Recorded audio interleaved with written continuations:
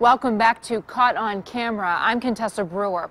Anyone who watches the news knows Iraq is a dangerous place. Bombings and firefights are daily threats to U.S. troops and Iraqi civilians. It's no surprise then that some of the most dramatic video we have comes from that war-torn country. Hershey Bypass, Iraq, September 9, 2007. A group of soldiers from the 144th Military Police Company, a Michigan Army National Guard unit, are traveling from Tikrit to Mosul. As they often do throughout their deployment, they videotape the journey. Specialist Ron Dickinson is driving the armored Humvee. It's a trip he'll never forget. Nobody would believe us if we didn't have it on tape. 3 other members of his unit are inside the vehicle, including Sergeant Jason Daw. If you slack off and you don't pay attention, that's when they get you. They've been in the country for several months and seen their fair share of improvised explosive devices, or IEDs. IEDs are the #1 threat as far as I'm concerned, because you don't know where they're going to be, what they're going to look like, or when they're going to go off.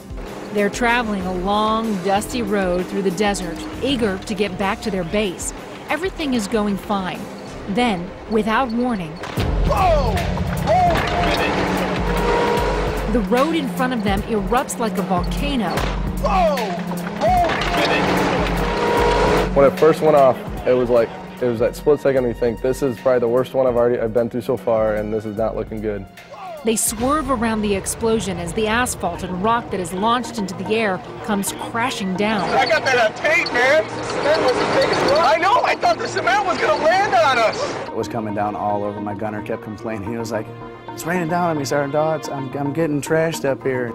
They can feel the force of the blast inside their armored vehicle. The shock wave hit us, and it kind of, it rings everybody's bell. You could definitely feel it, but it was more of the punch to your chest.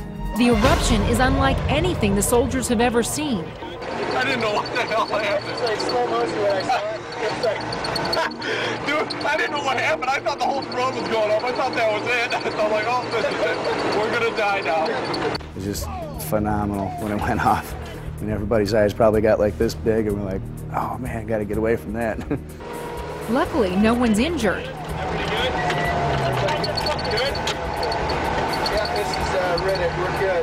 This was the closest call as far as IEDs go while I was there. I know, man.